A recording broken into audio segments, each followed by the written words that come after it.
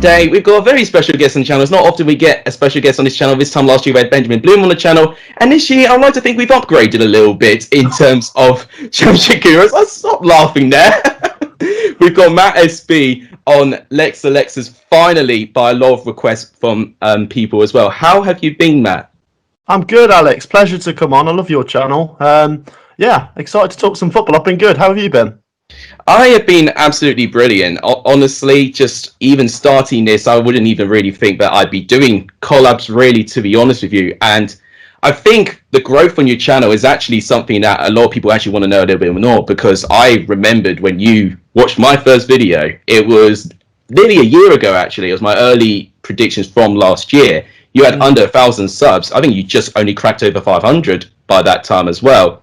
And for the fact that you've just achieved 8,000 subscribers, congrats to that, by the way. It's a brilliant achievement. You know, a lot of people will want to know more about it. But I think the first question that I would like to ask you, and I asked this to Benjamin Bloom first, is that how have you been dealing with the whole situation of our world turning upside down with COVID? It's kind of what helped me start the channel. I started it in 2020, obviously, so during COVID, and it was a nice hobby actually, because I'm a full-time worker at a leisure centre, and it was something to do during lockdowns because obviously they were closed. And yeah, I've loved it. The growth's been much better than I would have thought, and yeah, I just keep pursuing it. Even now I'm back to work, and the dream is to be a full-time content creator one day. But yeah, I didn't think it'd get to the point where it is now, and collabing is something I've always wanted to do. It's great to be working with other content creators, getting their insight, and yeah, really enjoying it. No, I most definitely agree with that. I think the pandemic, in a way, has changed or kind of put like a U-turn in terms of what we think that we actually want to do. Benjamin Bloom, I remember answering this, is that he was a full-time music teacher, and then COVID kind of stopped that, and he went more on the content. And obviously, he's been absolutely performing and smashing content out the park. Brilliant. Yeah, I know. And in terms of my perspective of it, obviously, I was pretty much like first year of university. I was only just stepping into the university field, really, to be honest.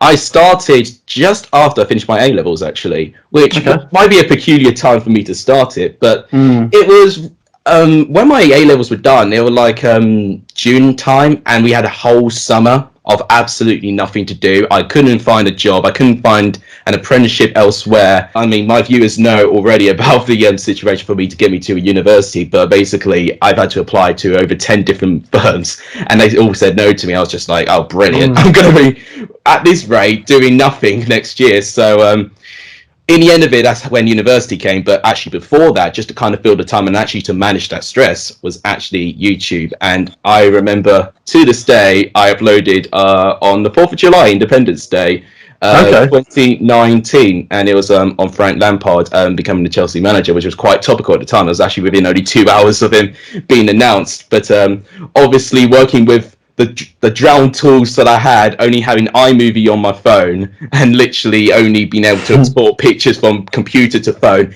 it was a hassle to get that video across. It's yeah. You'll find, I mean, with a lot of content creators, you have to start somewhere. And I think even myself included, I don't know about for you, but I think most content creators look back at their first videos and they'll say, oh, that wasn't great. But you're always improving. That's why, you know, you get your more...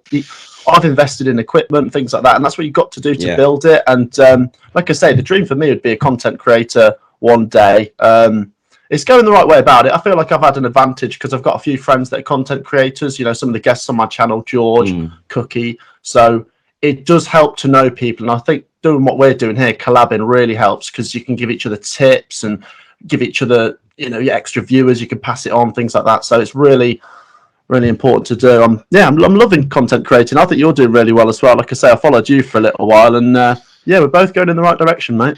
Well, no, I think you're absolutely spot on with that in terms of what the importance, not only with collabing as well, but just starting. You got to start somewhere. There's so many people that I know that said, oh, I started making videos because either from you or I've seen you elsewhere. And honestly, just that in itself is so amazing to hear that. But obviously, the insecurity people have is saying everyone's going to see this, what they're going to think. It's just, you have to forget that you're actually talking to potentially hundreds, if not thousands of people when you're posting things on the internet as well. And in a way, it actually has kind of helped a bit of like some social anxiety as well, knowing that a lot of people are going to see this as well. So I tell you what, if anyone's anxious socially, this is, I think, a really good way to naturally get past it. But now, you started out quite well. Obviously, got your equipment, got the people there involved, and you're spot on with that. People really do help, especially if you've got contacts elsewhere that do this as well. Bit different from my hand, but obviously looking up to certain people and just choosing the route and path to go for is really just what I had to do, really, and just had to slowly but surely grind and build up my places, and just have this belief still that I can still keep going, because there has been times where I've called close to pulling the channel entirely, but you know what, I'm still relieved that it's still around, and it's amazing that from what has been a disaster of like a couple of years from COVID, is kind of in a way probably actually giving you a gear shift on what you want to do in your life, which Absolutely. I think is the best way you can actually use the pandemic to not reflect on the sadness or the struggles that we almost, like I would say 99% of people had, except using it just to reinvent themselves a bit, which I think is really, really good, and well done for that. I'll tell you what, another thing as well is having role models as well, because obviously I only started content just under 2 years ago, and it's always good to look at someone else, and we don't completely copy them, but try and go off their ideas. So I've got to, give kudos to the likes of Thogden, BENHD, Benjamin Bloom, and I could see in yourself. I think that's how I found your channel. I thought it was a BENHD video because you do very similar content to him, and I found you, and I thought very, very good content as well. And it's the best way forwards. And like I say, if you can collab with these people as well, it's just fantastic, because they're role models, aren't they? And you can pinch their ideas, mix it in with a few of your own ideas, and that's how you maximize your own content. Yeah, completely agree with that. And I think sometimes they don't know this as well, really. In the end of it, they're, in a business way, that they're just producing, and they're not even thinking about the impact that it has done, and actually the trend of other people doing parts as well. If eventually, I've still yet to talk to BENHD, but I might talk to him this year. It just depends. But Benjamin Bloom definitely agreed with that, because he's very, very clear in terms of making sure you do it, that you are, committed to do what you want to do, not thinking too far ahead in terms of money and other things. If you set yourself and you actually present yourself very, very well, you learn very, very quickly what people, like, and in the end of it, it's actually going to influence people more. And I think we're in this influencing world nowadays, aren't we? So yeah, role models, very, very important as well. I would agree. BENHD, I think, was the very first of the role models, and then obviously yourself, Benjamin Bloom. There's a couple of others as well that have been involved in having me to create content. Spencer as well, Spencer C. They've all been really, really influential, and I think they are almost undercredited, I think, almost as well, in terms of people, how they've actually influenced this community. The championship community, is a very small community. A lot of eagle-eye viewers will be probably seeing Premier League stuff, undermining potentially the quality and the integrity of the championship. But you learn actually doing this content and actually seeing it with your own eyes, seeing these people, that there's so much integrity that, people just don't see it through the surface. So yeah, those influences are very, very important, right? So lovely chat to start things off, but I'm going to now start talking about football, because we've already recorded for about 10 minutes and have not even talked about football yet. I've already been told off by previous collab I did with Ben that he's just spoke too much time of not doing about football. So we'll talk about football now. I think the best way forward is just have a general conversation, and then we can just quiz each other in terms of what we think might happen. So yeah, I guess the best place to start would be Coventry. You're a Coventry fan, so I think one thing I want to know is just why Coventry? What's so special about this club, basically? It's my local team. I'm always a supporter of people that support their local teams, whether they're big or small. Easily I could just go and be a Arsenal, Chelsea, I don't know, Man United fan. But no, I support my local team. I think I supported Chelsea when I was about 5 years old, but what did I know then?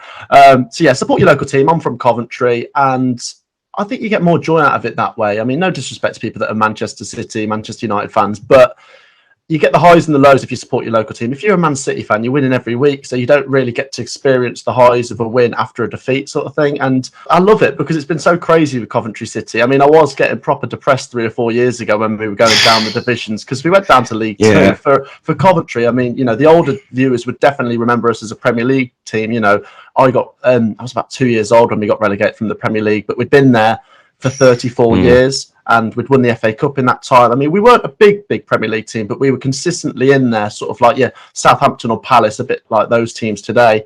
And if anything, the lows and the highs, it makes it what's brilliant. So I got into Coventry City when we were going on a downer, but we kind of reached our lowest ebb, and it's kind of reversing now. We've gone back up 2 divisions. Mark Robbins has won us the Checker Trade Trophy at the same time, and we're actually playing good football. We might not have the best resources. We've had problems with the stadium, and we don't have too much money to spend in the transfer markets, but what Mark Robbins is doing is so exciting for the Coventry fans. I'm so happy we're back at the CBS, 20,000 fans each game. It's incredible. And like I say, the football we're playing is really good. This season's been very good. At the time of recording this, we've had a bit of a drop off, but still, even if we do finish around 10th this season, that's incredible. None of us expected us to finish in the top 10. So, very encouraging for Coventry this season. But in general, I'm always going to be a Coventry fan because it's my local team and I love us. I just think Coventry City are fantastic. No, you make a really strong point there that you've been through them with their lows, but it's good to actually support a club with their lows and then their highs as well. You're not going to have the true feeling of a football club if you're almost supporting a club that's almost invincible to try and knock off their perch a little bit. When you experience that low, it's going to hit you even harder. So I think that's why it's a lot better actually to support those teams. Brilliant description there. I mean, my reason for Chelsea is really boring. So my dad supports it, half my family support it. There's like a real split with my family. There's a rivalry with Chelsea and of course Tottenham Hotspur. And how fitting when we're recording this, they're playing against each other today. Don't have really. I'll tell you what as well, Alex. I don't mind so much because I don't know how heavily you support them, but you still keep up to date with Colchester, don't you? They're your local team, aren't they? So I don't mind that so much when someone supports a big team and their local team. That's not so bad. It's just like a lot of kids nowadays, they'll just support Man City, and if they've got absolutely no connections, like they haven't got any family members that support them when they don't live there, I'm just a bit like, oh come on, that's glory supporting, but that's kids. Well, that's the difference, really. I didn't really want to be, put away and actually almost categorized as the glory hunter. Really, I remembered supporting them when I first started watching football, which was when I was about 10. It took me a bit of time actually, but it was when my family, in fact, especially my dad, because he watched the FA Cup final. We were in the FA Cup final. We played Portsmouth in 2010, and I just remember Didier Drogba from about 30 yards out hitting like a free kick past David James in the top right corner. It was honestly those moments, you would always remember those moments. And obviously what happened in the last couple of years, I wouldn't have never expected to see this team even lift up a Champions League trophy as well. So it has felt like that success has been spoon-fed, but very much, especially in the last 5 to 6 years, actually, it's our longest trophy drought actually in the Abramovich era now. So I'm now starting to get the realization it's not really, you can't necessarily buy success. Just look at what happened in the last 2 seasons, minus the Champions League success, which was a minor miracle. The rest of it has just not really been up to par. City and Liverpool have just been pulling away, I would say as well. But Colchester, I mean, I'm an Essex lad, so obviously I'm going to look at the Essex teams. The 2 Essex teams in the EFL were Colchester and Southend. Southend were relegated last season. It was a disastrous season on their parts. Colchester looked very dangerous, although picking up a 3-0 win against Salford, which was a very surprising result. I actually think it might just be enough just to keep them in there. I think we're 7 points apart the bottom 2 at the moment, so I think Colchester might be all right. But this is a team about nearly 6 years ago that were in League One and actually were a championship team. And I actually remember seeing them in the championship. They finished mid-table in their debut season. I'm just thinking, where has that team gone? Colchester would be the closest team to my local team. I mean, if I'm going extremely local, it'll be Chelmsford City, which they're stuck in the 6th tier of English football and fighting a relegation battle. I respect that as well. I sometimes go and watch non-league football. My local non-league team is Solihull Moors, and Coventry's first for me, but I just respect the people that go and watch, the teams that are further down the divisions, because they're keeping those clubs going, because those clubs don't really get too much TV money. It is all based on ticket revenue and all that kind of thing. So, I really respect that. And that's the grassroots of football. I think, the reason why England has the best leagues in the world is even as you go down to the 4th or 5th tier, the crowds are still amazing, much better than some of the other divisions around Europe. I definitely think there's more depth pretty much. Really, there's more leagues, there's a lot more football clubs that are made. You don't really see that amount of leagues, that level of depth, when you potentially would think of Spain and France, you know, especially England. The fan base there is really what drives them across, and I do have a huge ounce of sympathy sometimes as well, especially you know, when we've had scandals obviously with the Super League thing that happened. You know, I was absolutely livid. I did a video on it, and gosh, I tell you what, Alex, respect to the Chelsea fans, because they were the ones that really got that stopped. You know, they got the ball rolling with the capitulation of it when they were outside Stamford Bridge. So I have massive respect for the big club's fans on that day, because they stopped it. You know, when the news broke, I was like, oh, I hope the fans don't get behind this, and they didn't, and that's kind of what stopped it, because they wouldn't have had any fans get behind it. So yeah, no, respect to Chelsea for that. It restored my hope with football fans. Football's for the fans. It's not a franchise. It's not a business work. You know, it's for fans. You know, you can't take that experience away. You can't take that competitiveness away.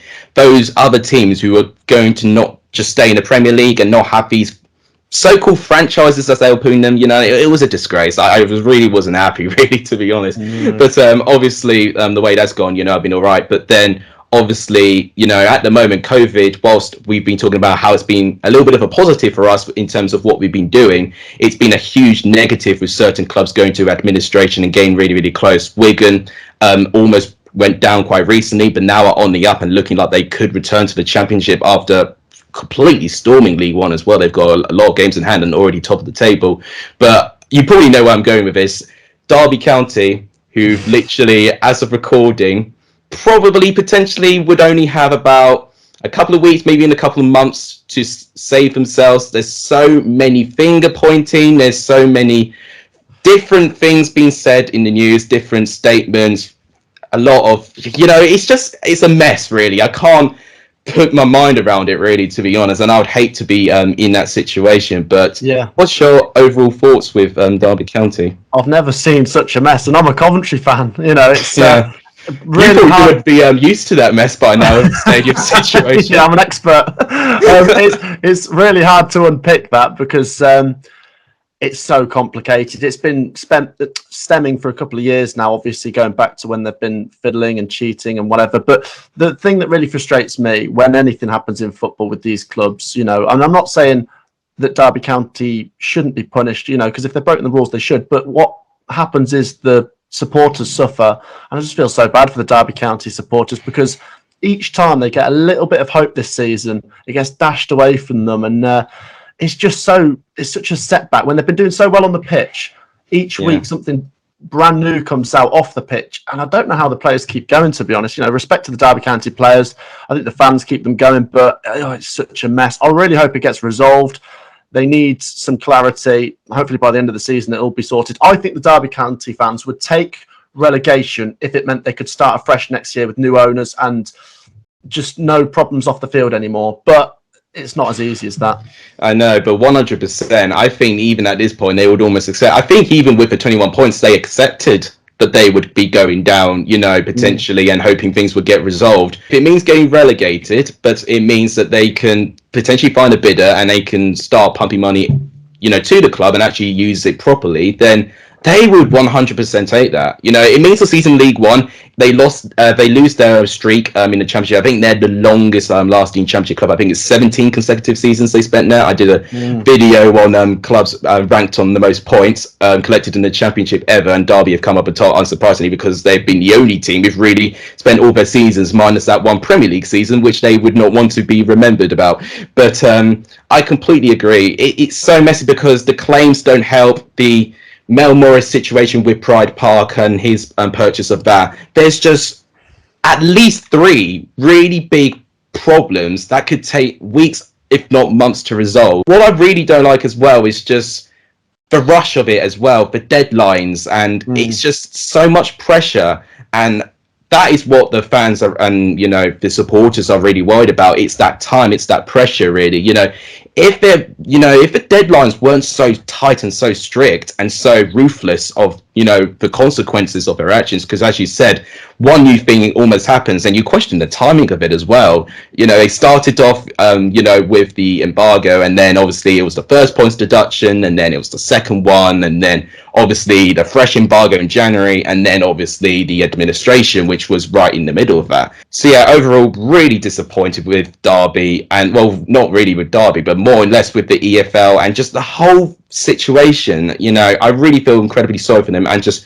I hope that an actual founding member of the league does not get punished. We've seen what happened with Bury, and we were heartbroken. I don't support Bury, but knowing that a club with over 100 years of history can just be gone within a snap of your fingers, it's dangerous. It's absolutely ruthless if you can't find a bidder or an investor to buy. And unfortunately, Derby's just not being made as an attractive entity at the moment. So I understand from the investor's point. True football fans should sympathise. I think you're right, mate. What you said about Bury, it was awful. I think everyone came together for that. And if you didn't, then, you're not really a football fan as far as I'm concerned. I think you put rivalries aside when it comes to a club really being on the verge of destruction. And for me, I'm not going to level all of the blame, but some of the blame has to go on the EFL. I just don't think they've got the right protocols or anything in place to help these clubs out. I know it's not really their responsibility to run the clubs, but it is their responsibility. They have a duty of care.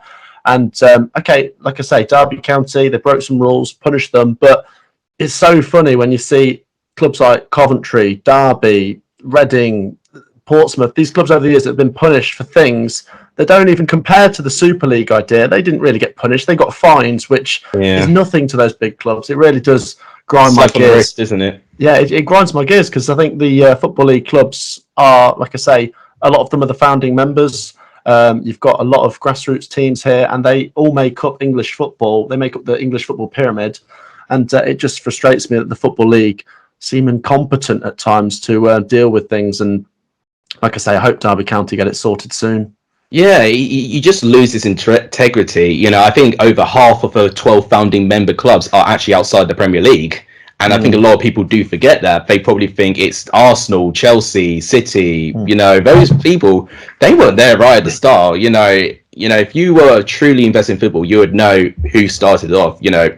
You would have known about Preston being the first, Invincibles, and they'll think, a lot of people would probably think Arsenal being the only team that are invincible. There's so many layers to this, really. And I understand your point with the EFL as well. And, there's just been so many things going on. And I think it's so difficult for me to comment, really, because obviously what Derby did was wrong. But I just remember when they made it to the playoff final and they lost to QPR, where they should have been punished.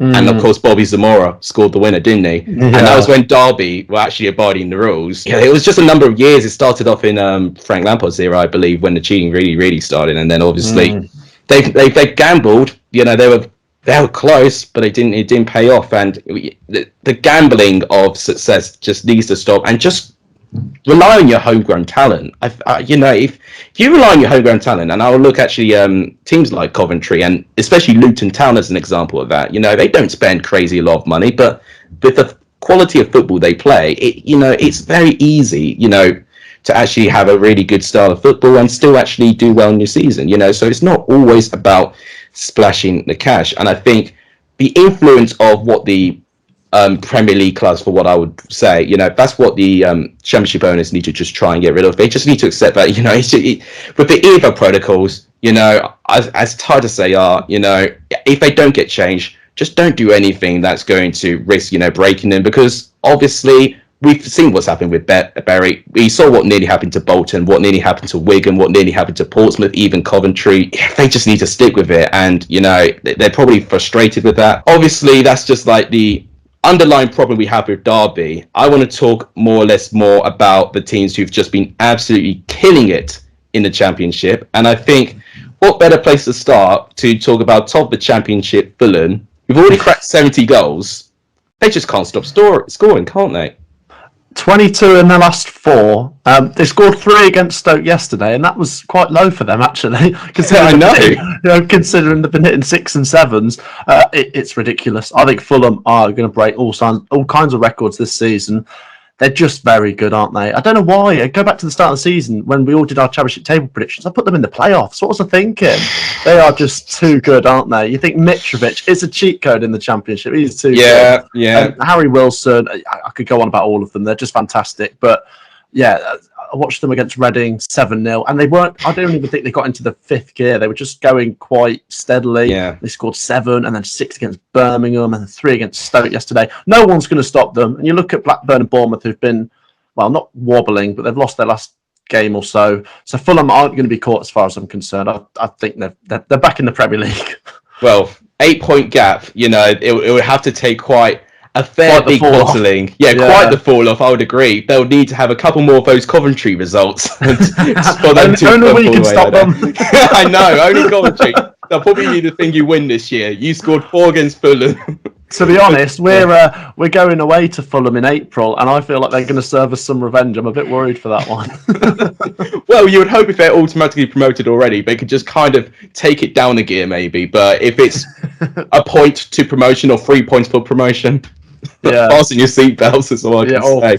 Yeah, but no, but you were just talking about Bournemouth and Blackburn, who've lost a game recently. I mean, Bournemouth have actually lost back-to-back games. They've lost 2 games in a row, Bournemouth, and I would say a part of it was their injury problems as well. Obviously, they've made a couple of signings in, but Bournemouth at the start of the season, you know, they had unbelievable consistency, but then they've lost 3 out of their last 4. So are teams now starting to figure it out, or is it the lack of depth in the squad, or probably the over-reliance of using inexperienced youth players for their squad?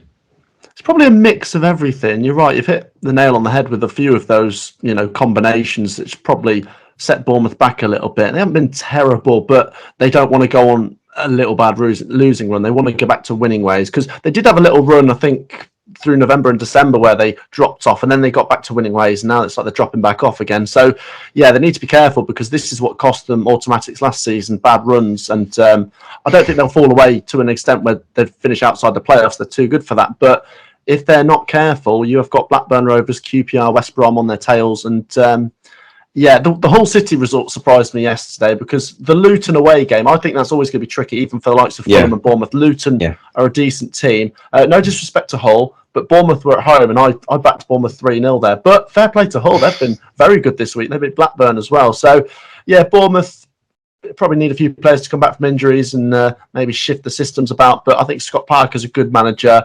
I still fancy them for automatics, but it will be close if they're not consistent. Yes, agreed. I mean, to put in perspective, they've only lost 3 games in their opening 23, and now they've lost 3 in their last 4. So they've now just lost 6. So it's a huge drop-off, but they would feel a bit fortunate in the way that they've still got a decent points return. That unbelievable consistency at the start of the season has put them in this position, but they'll be feeling a bit relieved as well that Blackburn, who obviously still yet to play as of recording this video, you guys will probably know the result by now, but they're going to play against Middlesbrough, who are the informed team of the Championship at the moment. And obviously, I mean, Blackburn probably been the biggest surprise out of, you know, any team this season. I think we had Barnsley last year. I'm trying to think of what we had last year. I mean, the year before, maybe Swansea, for the fact that, you know, Steve Cooper hadn't really managed in English football before, was a bit of a surprise. So there's always a team that kind of surprises us. But I don't think I've seen anything like this with Blackburn. Even with Barnsley, you know, whilst they were good, they just got top 6. They were never looking like they were going to get automatically promoted. But Blackburn, if they keep going, they're really making a statement that they want to get promoted. And I would definitely look at Blackburn thinking they are a Premier League team. They are former, one of the 12 former teams, of course. And, you know, they'll be determined to get up there. But I would have never thought this season would be the season. No, I think a lot of us put Blackburn probably mid-table or maybe just below that, and not me. They, where did you put them? Oh, I don't want to comment. I mean, I'm in 19th place. I'm in 19th place. I think I went about 16th or something. But no, I mean, huge respect to Blackburn for proving us wrong. I've always liked Tony Mowbray. I mean, he was the Coventry City manager, and there was one season he really should have got us up from League One when we had Armstrong, Maddison, Jacob Murphy, Joe Cole, John Fleck. We had such a good team. He does seem to be able to bring in very good players. And even last season, there's times where Blackburn looked like they could get into the playoffs. That was when they had Armstrong. I thought they're a very good team. Armstrong left, and I thought for them that would be a big blow. But obviously, Ben Brereton Diaz has stepped up this season. He's been sensational. I think they might hang on in there in the playoffs. I think the position they've got themselves into now, they'd have to be quite bad not to make it. But you do seem to get, with Tony Mowbray teams, a little drop-off at some point in the season, usually towards the end of the season. So I don't know if they'll be good enough for top two. I think the Blackburn fans would settle for the playoffs. But it's not impossible they'll make the top two if Bournemouth continue to struggle with results. So, yeah, very encouraging for Blackburn Rovers. They've proved us all wrong. I think myself and Benjamin Bloom said they've been the biggest shock this season. So, yeah, fair play to them. And I'd like to see them go back up. They're a team that haven't been in the Prem for about 10 years. I know. I think it's 10 years this year, actually, when they've not been up. I remember them getting relegated as well. It was a real dark time. I did a video just on the history of Blackburn Rovers, and it shocked me seeing the tweets that I found, the old records that I found, just what was going on upstairs as well, and just for how they could have been like what Wigan nearly were. And obviously they kept it together, and obviously they actually made the right decisions in terms of the manager. And Mowbray, I think, doesn't really get enough credit for what he deserves. I think you're absolutely right. I think he is a really, really good manager when he's got his players and, that work well under his system. I think you're right. In terms of Blackburn's form, they tend to start the season incredibly well. Last season, I remember they were right in there in the top six. They were like 4th, 5th for a good portion of November. It's the December period when they start dropping off. And they didn't really drop in December, but obviously New Year, Ben Brereton Diaz is going to be missing for the next 2 games. Could that potentially be warning signs? Potentially, obviously they lost their last game as well. It was a tight game in the end, but yeah, it's interesting because I think top 6 was probably what I would say that they can finish at the end of the season too. But I've never predicted them to get up there, and not in a million years. If you saw their form in the new year, it was absolutely atrocious. I think they only won twice, in the second half of last season. So to put them this high up, it's just incredible just how quickly this team can turn around. And I spoke about it before. They changed their philosophies. They were very heavily on the ball, very possessive. Now they're more counter-attacking, and blimey, it's really suited them to a T. So I think, working with the players, making sure that you're aware of what makes the team work and what to get the best out of your players ultimately, is what the best teams and the best managers do. Get the best out of the team that you've got. And I think Mowbray has done that unbelievably.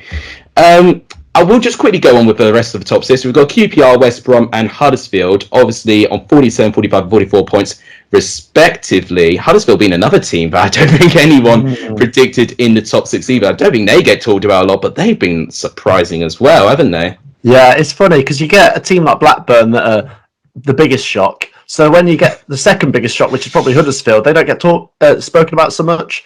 It's a bit like last season. Luton did very well for exactly. I was about to say Luton, and then Barnsley stole the limelight with their incredible season. So for Huddersfield, the position they're in now, at the time of recording, they're obviously in the top 6. They played a few more games, so I do expect them to drop out. But if they have a good end to the season, they can definitely get in there. They're in the mix. They're in that sort of box of clubs that could get into the top 6. So it's exciting for Huddersfield Town. They're a team I wrote off at the start of the season. I think I had them to just stay up, but some people had them to go down. And fair play to Huddersfield Town. They're doing very, very well. Been impressed by them, really, because I watched them against Coventry towards the start of December, and we drew 1-1, and I thought we were the better team. I was like, Huddersfield aren't that good.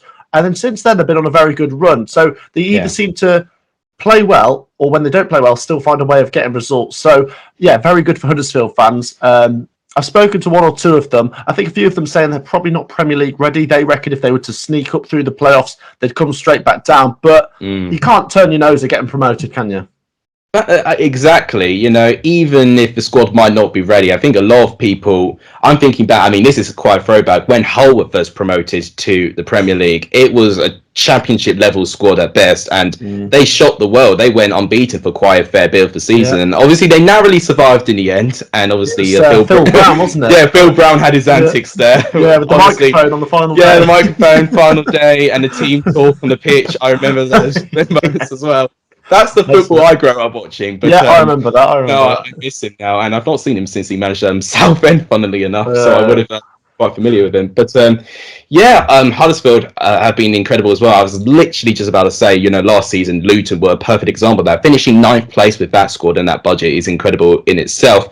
And the thing is with the top six, because I was going to say, who do you think might drop out of it? But because of the postponements, everyone's got different amount of games being played and left to play. You got Fulham, Bournemouth, the top three both playing 27. QPR have got a game in hand over everyone with 26. And, even if they win that game in hand, potentially, you don't know, they'll be on 50 points and they'll be second place. And then you look at the rest of it, West Brom have got a game in hand from Huddersfield, who've played a game more, and Middlesbrough have got 2 games in hand from Huddersfield. So it's so difficult to predict. But obviously, if we were to look at the rest of the top six, you got QPR, West Brom, Huddersfield, and then the teams outside it, I would say Middlesbrough, Nottingham Forest, Stoke, then maybe Coventry as well. We can include there as well. Just about still in the mix. Out of those teams, if you were to get your final top six now, what do you think it might be? We could be here for hours, couldn't I? I know. We could be so debating. Difficult. But as content creators, we love to predict and then make some fans happy and upset others. Fulham, Bournemouth, Blackburn are in there because of the points they've amassed already, especially Fulham and Bournemouth. It's not impossible Blackburn could fall out, but I just think the position they've got themselves into now, even if they lose against Middlesbrough, they'd go on a little run where they just lose and draw. They're in such a healthy position, they'd have to be so bad. And then West Brom, you'd fancy them just because of the quality, even though they haven't been amazing this season. I think there's been a few West Brom fans not too keen on Val, and there's been some really dodgy results, but they're good enough at home and they pick up enough points that I think they'll make the playoffs, but it's a bit underwhelming considering I backed them for top 2. And QPR, they're very good. What's interesting with QPR is the XG suggests QPR shouldn't be up there, but if you look at it in another way, they're actually very clinical. They were yesterday when I watched them against Coventry City. We had loads of chances. We scored 1, they had a few and scored 2. And I like them. Their fans are really good as well, actually. So I think those 5 I'm pretty confident about, but it becomes really tricky when you just look outside the playoffs because you've got Middlesbrough, who you said are the form team, Forest are a form team, but someone's going to have to miss out. I'm leaning towards Huddersfield falling out because they've played more games, and then it's a mess. For me, it's a shame because I'm a Coventry fan, and up until maybe December, I was quite confident we could be in the mix. Just wonder if they've fallen out and we're not quite so much of a form team anymore. So I think the current top 5 and either Forest or Middlesbrough to sneak in 6th. I don't know about what you think. It's daunting for me as well. I shouldn't have asked the question. I don't really want to give my top 6 either.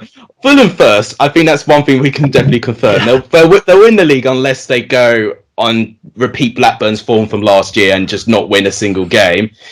Bournemouth, I don't even know if it's going to be 2nd or 3rd. I think it'll be either 2nd or 3rd for Bournemouth.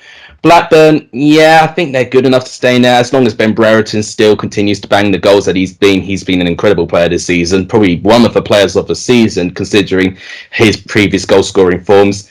QPR, I actually think a lot of people underestimate. They've actually got a game in hand over everyone as well, and as I said, if they win it, they can get 50 points. And actually, you very interestingly talked about the Coventry game as well. Obviously, I'm going to review it on my Monday's video.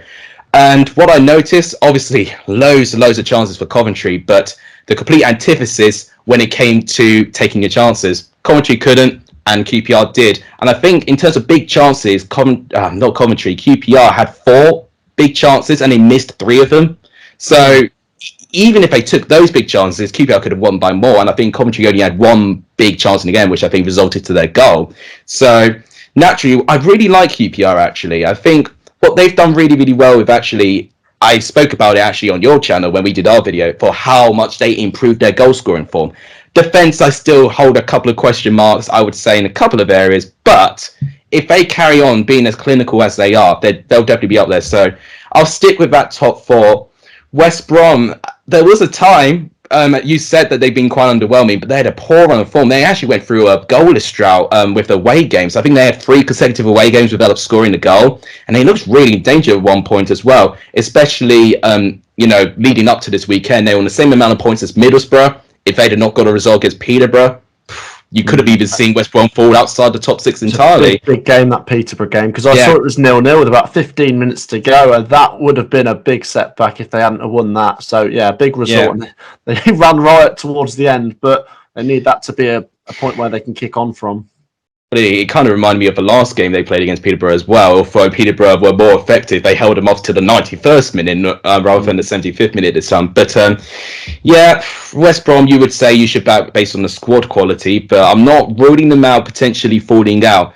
I'm really nervous with this last place because I've said this previously on previous years. Normally, if teams are chasing the top six, whoever has the best transfer window for their squad tends to be the team that gets up there, because then their form improves, and naturally when you compare the form, they get up there. But annoyingly, Middlesbrough, Nottingham Forest and Stoke, I think, were the three best transfer windows in January so far. So it's very difficult for me to pick them apart. Lewis Baker, former Chelsea player, of course, scored for Stoke yesterday, so he's been doing quite well. Actually, he's played 2 games for Stoke so far. He looked rather decent. Forest, they got that right back in, Laria, who looks like a decent player. They also got Keenan Davis as well, who I think will be a crucial player for them. And then Middlesbrough making some moves as well. Connolly from Brighton. There's so many moves going. Yeah, he's a really good player for the Championship. And those 3 players, and I'm not even talking about Balogun. Balogun, I think, could be the signing of the window. Obviously, a lot of pressure.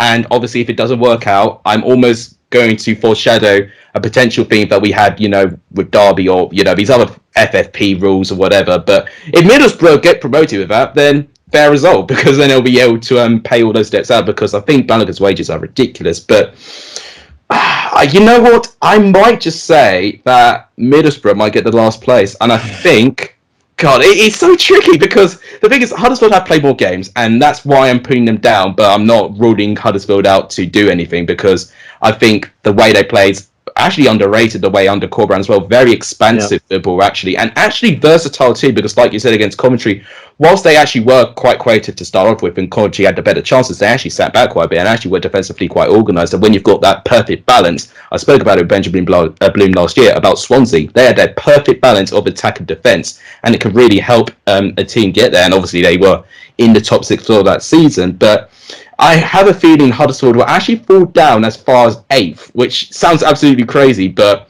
that's only 2 points from that position. And obviously we've got just over 20 games. Well, some people have teams at least have less than 20 games, but most teams have got 20 games left, and obviously anything can happen. So yeah, I would say probably Middlesbrough in that last place, and then we've not even talked about Sheffield United here. I mean, I was just about to. Literally, Sheffield United are even another team, because the thing is that they are below Coventry on goal difference, but they have played. In fact, they actually played the same amount of games as Coventry as well. I didn't actually realise this is too, but they're very, very close. Because the thing is with Sheffield United, if they continued that form and they haven't had that long period when they were, obviously calling off games, I actually think they would have been right up there, probably up to 8th place by now, because the form that Heckingbottom got for this Sheffield United side was actually unbelievable. But unfortunately, the break, and we've seen this with a couple of teams. Some teams actually performed well, having a period away. I think of Luton, who performed extraordinarily well when they had that long break out. But Sheffield United, on the other hand, not really performing well as well at all. But they did get a good response, actually, winning their game in the weekend. So they're not out of it, but I just feel like Chris Wilder is almost born to get teams out of the Championship. He does get teams out of any league he's in. He did it with Northampton. He did it with Oxford at the time when they were in the National League. And I think he'll give Middlesbrough a good go. So I would say Middlesbrough are probably in the final place. But with these other teams, it's going to be a real nail-biting end to the season, which is why the Championship is so special, I would say. Yeah. I think anyone who's in mid-table will still fancy a late charge towards the playoffs, because otherwise you've probably got nothing else to play for. If you're mid-table right now, chances are you won't go down, so you might as well try and get to the playoffs. But it's so many teams in the mix. I think Forest and Sheffield United is so frustrating. If they'd have started with their managers they've got now at the start of the season, they could be right in there. Especially Forest under Cooper, they look so good. But it's all fun and games. It's the Championship, so we'll have to wait and see. I know my team Coventry are playing Stoke on Tuesday, which is a game in hand, and both teams could do with points there. So yeah, that's a huge game. Huge game. I mean, it's literally mid-table battle, 10th versus 9th. Yeah, and then we play Middlesbrough. So that's the thing. And I think I spoke about this on your channel as well, that Forest already played 2 of these teams, around them. They lost against Huddersfield. And I believe the other team they lost to was Middlesbrough. Yeah. And obviously both are literally just above them. They're 8th and they're 7th and 6th respectively. So Forest could regret that, but the thing is, I always back Cooper, to recover, and obviously that I still think of that FA Cup performance against Arsenal. If he can put that in that team and actually get that sort of confidence, Forest can go places. But I think for me, maybe slightly Middlesbrough. But honestly, it's a coin flip a lot of these times. There's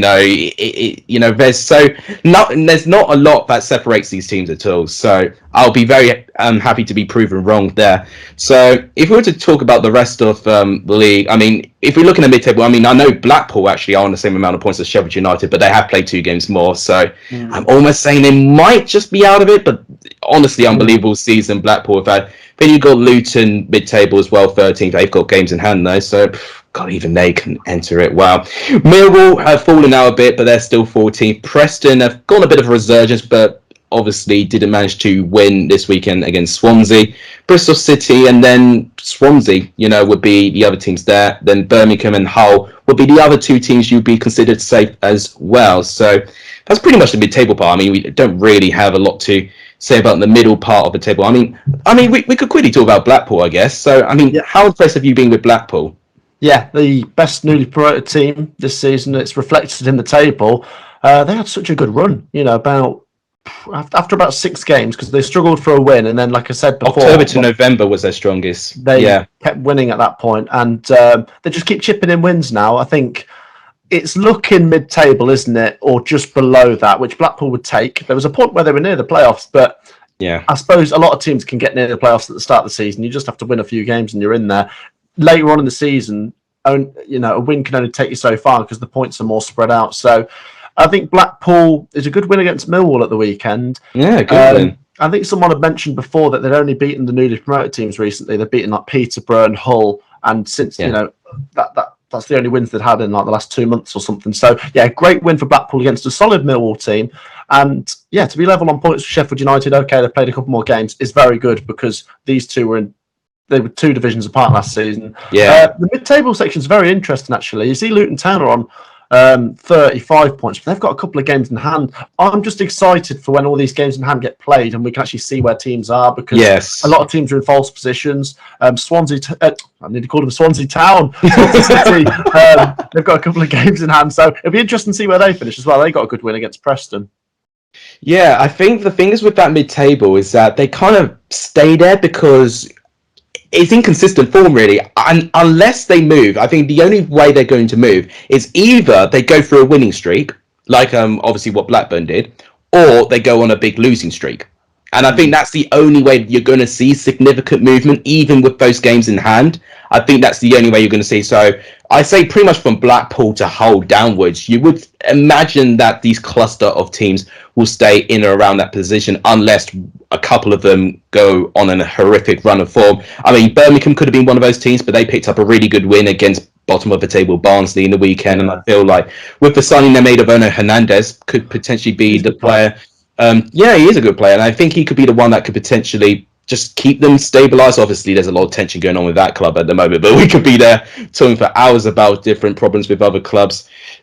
Preston's another one because obviously up and down, different managers, and Ryan Lowe looked like he could have gone a winning streak going on, obviously was halted by Swansea. And now I look at Swansea, who I think have actually played the less games out of anyone in the Championship. They've only played 24 games, so they've had the most games called off Swansea, on 31 points, which, is not great, but if they pick up a good number of wins with those games in hand, I would say Swansea in that position of the table, and I think Hull have been my biggest improvers. And I think Hull have been helped with the fact that they've had some brilliant news off the pitch, that the fact they've been taken over. I think it has had an uplift, and back-to-back wins as well. Blackburn and Bournemouth, which they've both beaten, is ridiculous, isn't it? So yeah, Hull City are a very strange team. They had a good run at I think it was probably about October or November they had a good run, and they won about 4 games in a row. Yeah. Might have been 5, I'm not sure. And now they've beaten 2 of the automatic chasing teams. Hull City, if they were to be consistent, they've been a playoff team. But I don't know whether they're coming or going, Hull City, because some weeks I'm like, oh, they're in a relegation battle, and sometimes they're getting results like this. So that's the nature of the Championship. They're just sort of your typical Championship team now. I think Hull will stay up. It was a great week for them this week. That's the thing. I think most teams, probably if you take away the teams in the relegation stand, I think all 21 of the other teams, they could say that they've had a really big result this year. Obviously Hull beating those two teams. Like, I'm even looking at Reading in 21st. They beat Fulham away from home 2-1. So that really just goes to show the model of everyone could beat everyone in the championship, which is a nightmare for us predictors, because we think that we can always get on top with these predictions, and then obviously something goes round. And I remember Reading beating Fulham at that time, and I got absolutely taunted because I really undermined Reading in that game as well. I think we all. I actually called Reading. If you go back to my predictions, I can't remember what it was. For some reason, I always tried to chuck in a joker. I called Fulham 1, Reading 2 earlier on in the season. That was like probably my best prediction this season. I don't know why I called that.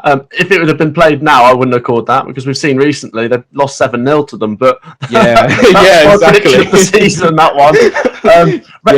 Reading, very strange team, aren't they? They're on a bad run now, and that defeat to Huddersfield, I'm just a bit worried for them, because I think Derby County, the way they're going, will catch Reading. I think that's what I'm coming to.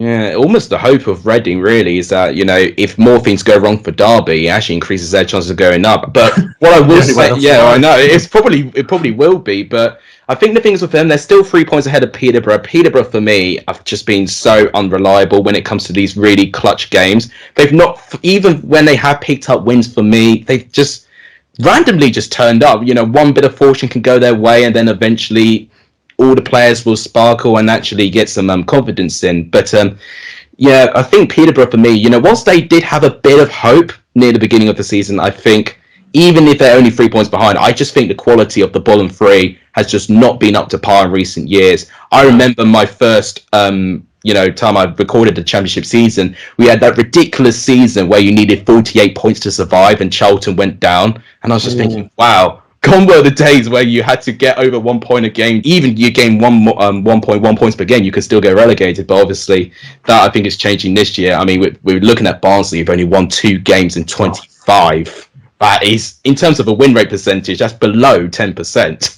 Yeah, it's funny. You speak about that season 2 seasons ago. That in the last sort of 5 or 10 years, anyway, is like almost a record high. I mean, it's one of the highest you needed to. It's not the highest, but it is one of the highest. It's one of the highest. But this year we're looking at probably one of the lowest, because last year I think Derby was at 43 or 44 was just enough.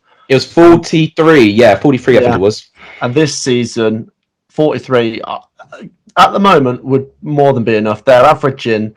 Because we're past the halfway point of the season, and Peterborough are still on 19 points. So I don't see a way in which 43, 44 isn't enough at the moment. I mean, it is the championship. They might start fighting really hard towards the end of the season and make it interesting. But at the moment, I think the few factors are a couple of points deductions for 2 teams, Barnsley being one of the worst championship teams we've seen on record.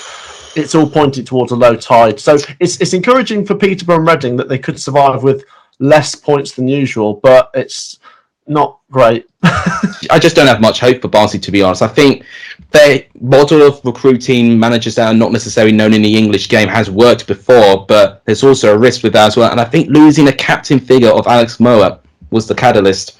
And you just see now, not only, he might not score the most goals for that team, but for the way he chips in, creates the attacks. You're looking at Callum Stiles now probably deputising that position. Obviously a very versatile player. He can play centre defence or fullback, but he's had to deputise, and he's in his early 20s, and he's only spent a couple of years with this Barnsley team.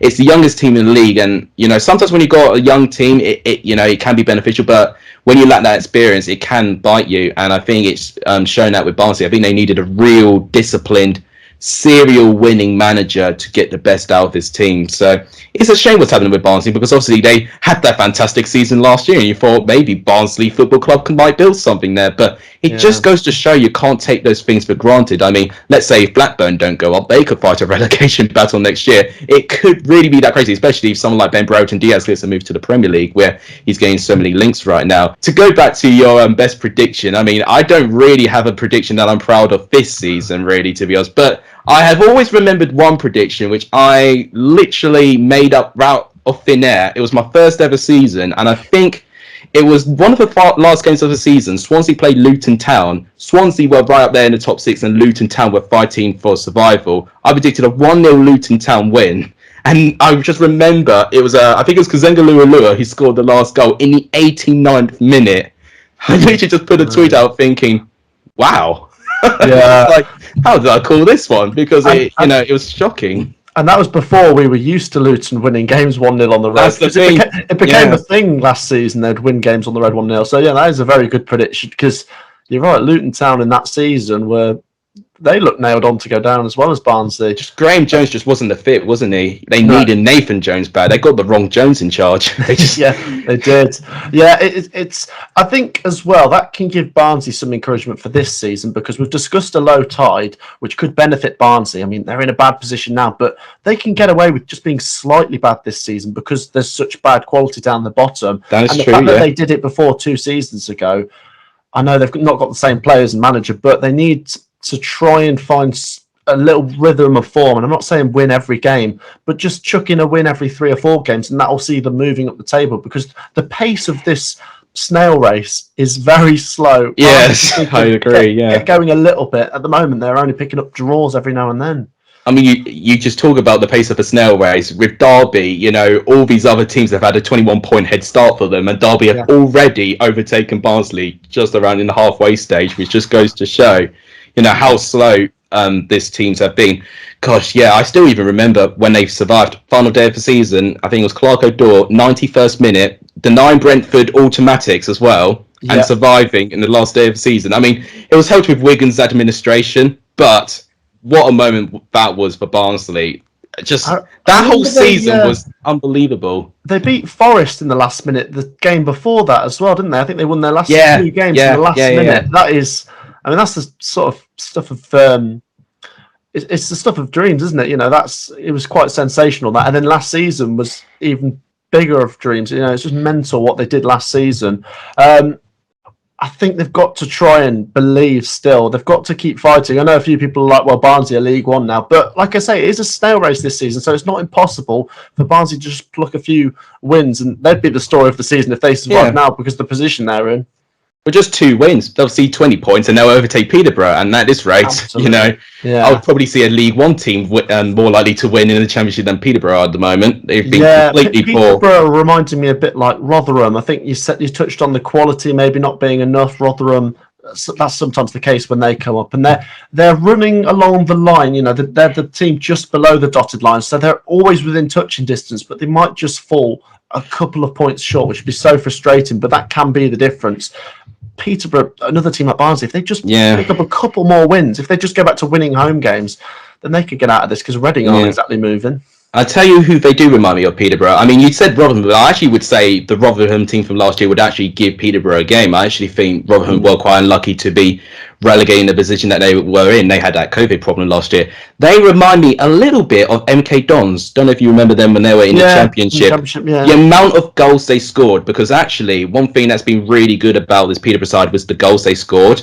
I mean, away from home is a different story, but at home, at least, they can find the ball in the back of the net, and they've got some flair players. There's some young upcoming players. I look at, the Dele Alli figure from MK Dons. Siriki Dembele could almost cut that identical figure for how composed he is on the ball. So I think that's the team they remind me of, to be honest. But unfortunately, obviously, I think MK Dons went down just simply conceding too many goals, and hence Peterborough have conceded the most goals in the league, so hence why they remind me of them. But yeah, in terms of I mean, we were just about to talk about the relegation battle, but we've already touched on it really.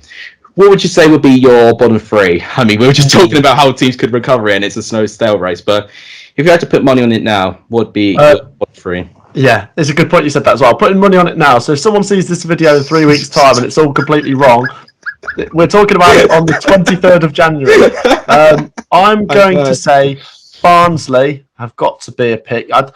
I think there's no evidence, nothing to go off to say Barnsley will survive right now. So I'm not being mean. That's just, everyone would agree with that. I think Peterborough as well, they're just not doing it anymore. I think if they were to win a few away games or just go back to being a bit better at home, there's just very little to talk about. I mean, Peterborough's form at the moment, they've lost their last 3 in a row, so I don't see how Peterborough are going to reverse it, but it's not impossible. And then based on what we're seeing right now, I'm going to go for Reading. I think Derby County, despite losing to Forest yesterday, I mean, there's no disgrace in that. Forest are a good team, but Derby County are moving. Even if they pick up a defeat every now and then, they're still getting wins and draws. So the main thing is Derby are moving, and I think Reading would slip in. I think what's worrying for Reading is they've just seen Hull City shoot off into the distance. So there's only one team that they can try and drag down that's in front of them now, which is Cardiff. Yeah. And I think Cardiff, despite having a bad season, have got enough quality to get over the line. So I'll say Barnsley, Peterborough, Reading. Yeah, I think I agree. I think in that exact order as well, if I were to think about it. Cardiff's a weird one as well. We've not really talked about Cardiff, but Cardiff, obviously, with that squad, they shouldn't be anywhere near the position that they're in. And I think the thing is with Reading, I think their squad has actually done quite well, all things considered, with the contract situation. They had a similar problem with Derby. They just did not have enough players. They were put under embargo, which has really, really hampered the way that, and actually has, really affected the way that they could actually grow onto the season. And obviously, the devastation of them dropping out for top six as well. We've seen a little bit of a hangover before. Forest had that hangover. This is actually talked about last season with Namucci before Houghton came in. But yeah, this year, I think the equivalent of that obviously have been Barnsley and Reading. And it is tough, but I see if Carroll is gone, which I think his contract has run out, I think it might have to be Reading. But they do score plenty of goals, but it's their back line. It's their back line, really, I think that might edge it for me, even though I don't really back Cardiff that much either. I think the way that Derby are playing, as long as nothing goes wrong upstairs, they should be okay. But it's so tough to call, isn't it? Yeah, it's Reading, they scored 3 goals at home yesterday and didn't even get a draw. So exactly. That's the problem. And then 7 against Fulham. We've said Fulham have been smashing everyone, but 7, it's terrible for professional footballers. Well, Blackburn did the same, to be fair. Blackburn did the same. They had the right way around it. They had a winning streak after that. And unfortunately, Reading just don't have the resources to actually produce that, don't they? That's the difference. I watched them against Luton last week as well, and they lost 2-0. That was just such a lacklustre performance. There's just not much to support Reading and Peterborough getting to 43, 44 points. They're just not moving. And Derby are. Like I say, Derby might not even have to get to 45 to survive. If they just get into the 40s, that could be enough this season. Yeah, I think potentially 41, maybe even less than what they got last year. Yeah. Really. Because Sheffield Wednesday, who were rock bottom last year, got 41 themselves. Yeah. It just goes to show how the quality, I think, has really, really gone down. Right. So we've talked about the championship table now, and we had a bit of an introductory conversation. But I think now is time for some questions. I have asked viewers some questions on YouTube and Discord as well. If you've not on my Discord server, to the viewers, it's the top link in the description. Well, in fact, it won't be. Matt's channel will be the top link in the description. So below that link is the Discord server. So that's where you can get to Discord. But yeah, we'll go through the Discord comments first because there's quite a lot there. So first question is from Rexy. We touched on this. So how long have you supported Coventry for? I don't actually have a specific date because I was going to Coventry games from about 2005, I think, when we just moved to the Rico, which is now the CBS. So I would say from 2005, which makes 17 years. So 17 years of pain and misery. No, it's been good in the last couple of years. These are the best years, the last few years. So about 2005. I think I got my first season ticket in 2011. So that's about 11 years. And I've always had a season ticket, even when we played at Northampton and Birmingham. I've always stuck by the boys. So, yeah, quite a while now. Yeah, I talked about this at the start. I hadn't really started watching football since 09-10. I obviously know about the previous things. We talked about Phil Brown, obviously, with the season before that. But when I started watching football properly, if I were to answer this question, it was 2009 and 2010. I think I remember actually saying this to my dad. Whichever team wins the Premier League that year, I'll support and follow for the rest of my life. And it turns out the team who won it was Chelsea, which they just tend to win anything. I'm like, this just feels a bit too easy, that like I've cheated it a little bit. But obviously I've got a bit of a taste of my own medicine in the recent couple of years as well. We've not won a Premier League trophy in nearly 6 years now. Obviously we've accompanied with a couple of FA Cups and Champions Leagues, but in general, it's a good decision.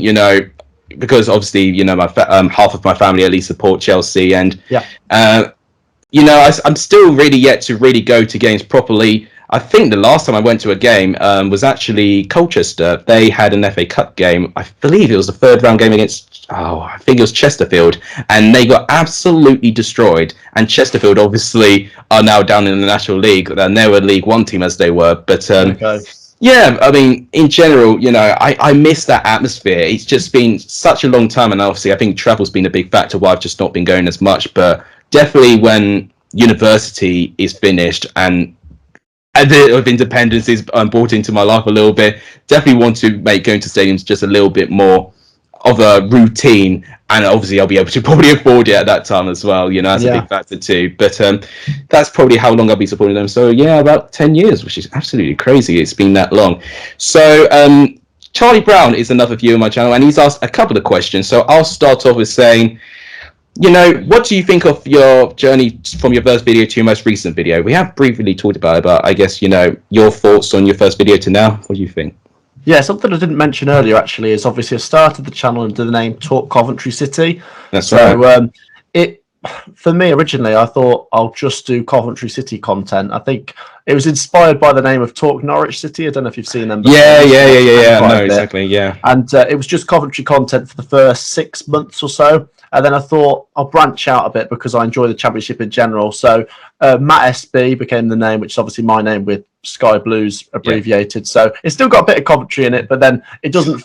The reason behind the name change is so people viewing, if they'd have just seen Talk Coventry City, they'd be like, well, I'm a Bolton fan or whatever, I'm not interested, but I'm trying to appeal to everyone. The journey, it's been pretty crazy. If you look at my first few videos, my first few videos were just a collection of Coventry highlights and stuff, and then when I started to get my face in front of the camera, I was a bit nervous. I think a lot of people, when they go into it, and that's why some people don't go into it, it is a bit nerve-wracking, but the more you do, the better you get. And I've come a long way. Like I say, I've invested in equipment, so the quality's gone up, and I'm loving it. So we spoke. I mean, I mentioned the anxiety sometimes, you know, that people could have doing this.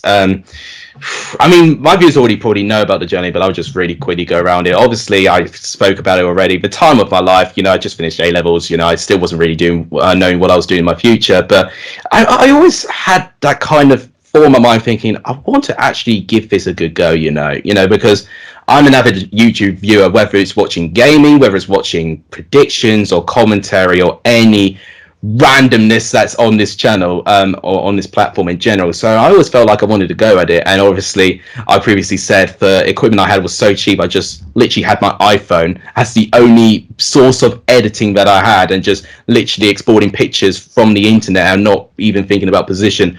But now I've actually got editing software, I've got microphone, you know, a lot of things. And actually I've got to thank BENHD for that, because I didn't speak about this in this video, because he was the one who actually instructed, you know, what sort of thing he did. And obviously I think I spoke to you at the time, you know, he was the top influencer for me starting this.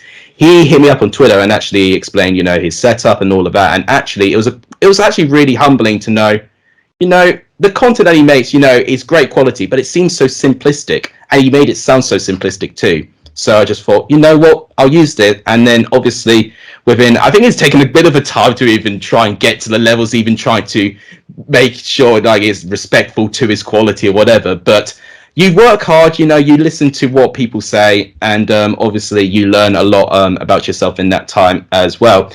Charlie Brown also wants to know, how does it feel knowing that you've created a channel that's nearly 10,000 subs? Yeah, pretty cool. It's a weird one. I think my target's got to be 10,000 by the end of the season, because it is growing quite nicely.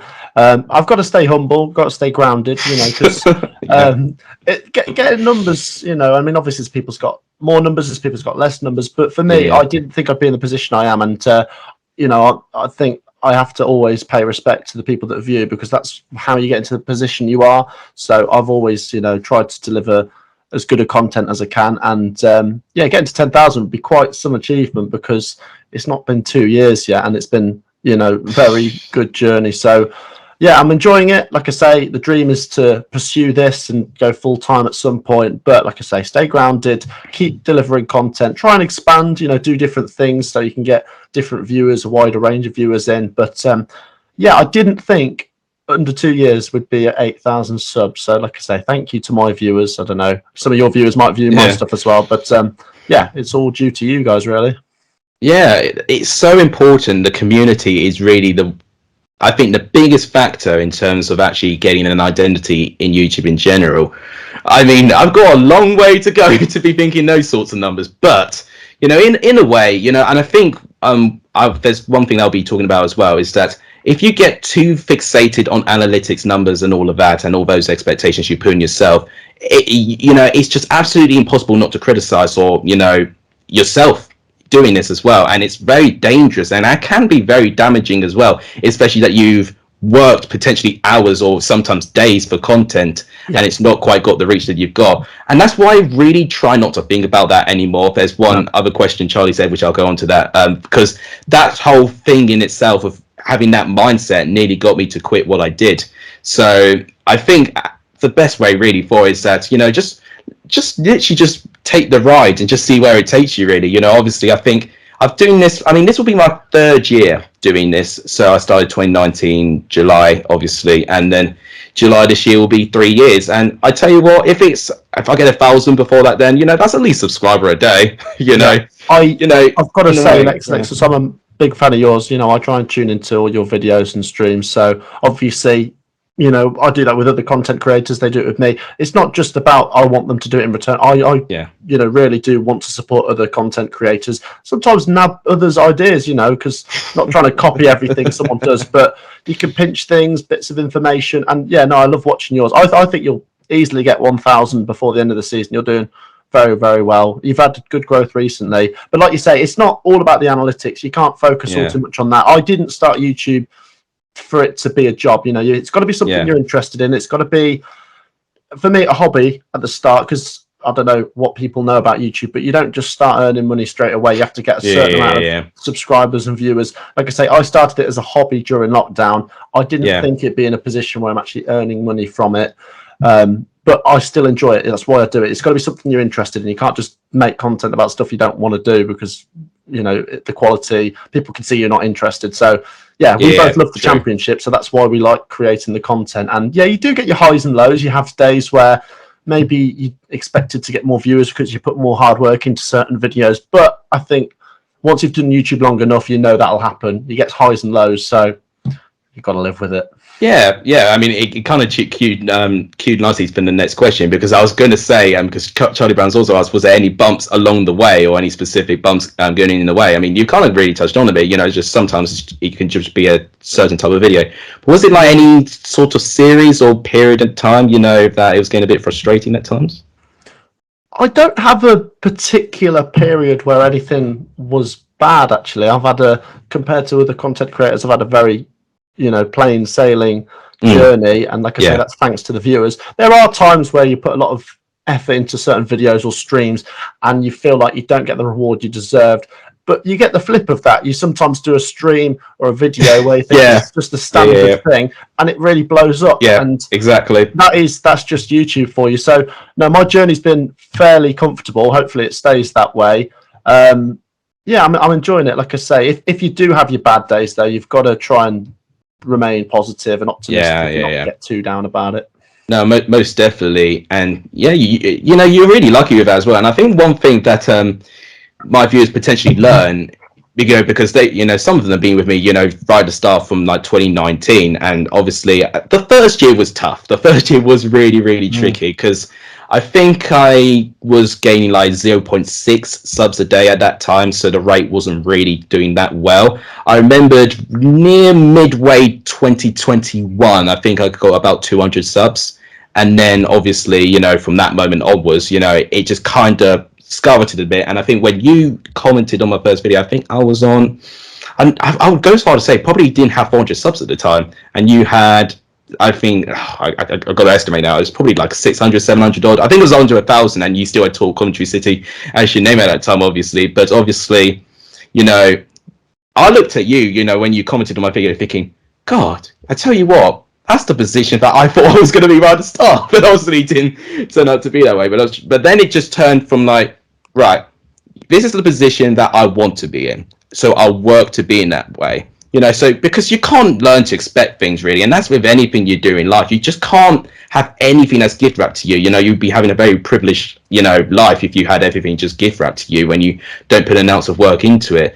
You know, as I said, been doing this for nearly 3 years now. So, you know, still not under 1,000, of course, which that might change soon. 911, I think I've got right now, which is quite an ironic number. No, isn't it? It's close. Yeah, no, it's getting there. It's very, very weird, and it's difficult for me to, you know, look at that thinking, there's something going on here, because right in the middle of 2020, when lockdown was at its peak, and you know there was a lot of things going on, it just, you know, it all got overwhelming, which I think it went overwhelming for everyone as well. I went on I think a month break actually, but by that time I used the time to get this new mic and a new camera, and then in general the quality just went up like that. And whilst it still was a little bit slow to start with, you just wait for a time, and as you said, you sometimes can't predict how certain things are going to perform as well. So I've learned you can't necessarily predict what you're going to be in terms of, you know, success and all of that. You just feel very, very lucky if you get in the good side of it. If you're in the bad side, you know, just got to be patient, just got to work a little bit harder. And obviously I didn't have that mindset at the start, but having that mindset now has not only helped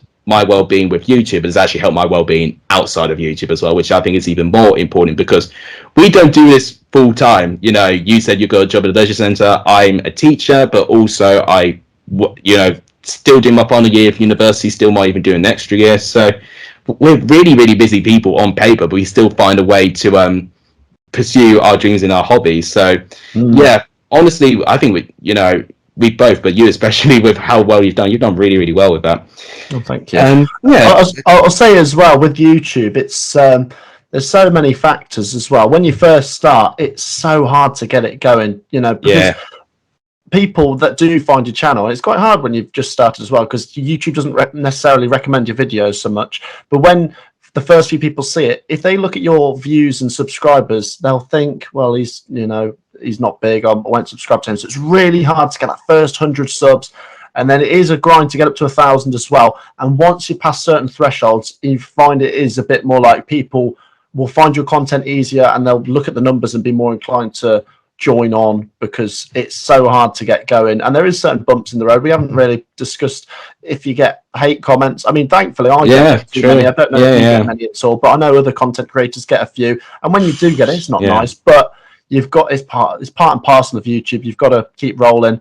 It's interesting actually, since I've been doing content, they've obviously taken dislikes away, which is quite interesting. I don't know it is and how that affects certain people. I have looked at my analytics. It does. It doesn't go away with the analytics, but in terms of public viewing, it's quite interesting. I don't know if YouTube's trying to crack down on hate and bullying or whatever it is, but it's not always plain sailing. And if there's anyone watching that does want to do content, you've just got to be consistent. I mean, like Alex has said, we both have full-time jobs, so it's not easy. You know, we're not sitting here 24 hours a day able to work on stuff.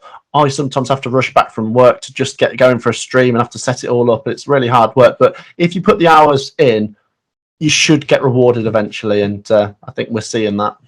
Yeah, I think what's important is actually, for the reason why I comment, you know, a lot of people are actually very, very curious in terms of the work ethic as well.